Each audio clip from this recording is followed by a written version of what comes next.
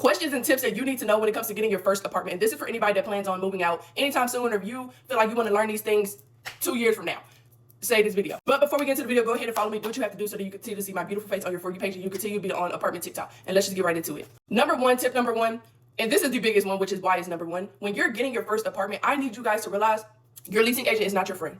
And I know so many people gonna have something to say about that, and I'm gonna specify this. If you have already known that person before you decide to get the apartment, cool, whatever, y'all friends. But if you do not know this person from a can of paint, it's your first time meeting because you're looking at the apartment or you're getting the unit or whatever, they are not your friend.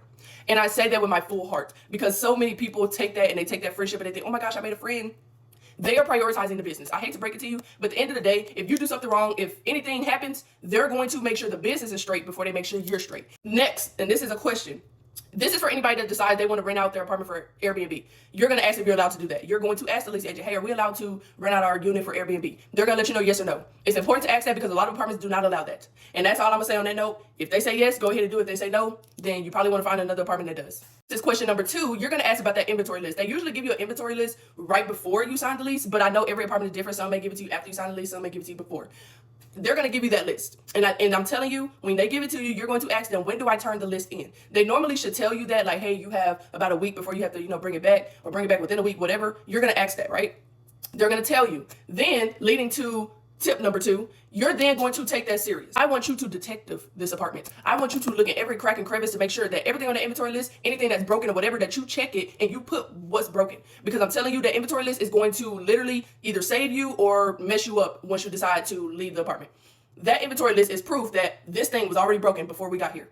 That inventory is proof that you broke it because you didn't put it on the inventory list, which means it was never broken to begin with. So, and let's say you do forget something. It is very important that if you do forget something on the list, let them know that in an email, send a picture as well, and let them know that, hey, I forgot to put this on the inventory list, but this was blah, blah, blah. And keep that email. And so whenever they respond or say, oh, we added it to your file, whatever, keep that email. Because I promise you, they're going to not give you your deposit back if they see it later on when you leave and then they think it's you. And you have proof that you just said it wasn't you. So think about all of this stuff. But that is all for this video. I love you guys so much, and I will see you guys next time. But if you're new and you need any help when it comes to apartments or anything, there is a ebook. That's what I'm trying to say. There is an ebook link in my bio, and it has checklist, budget list. Everything that I make in my videos pretty much are all in that book. It's more detailed. It's more, what's the word?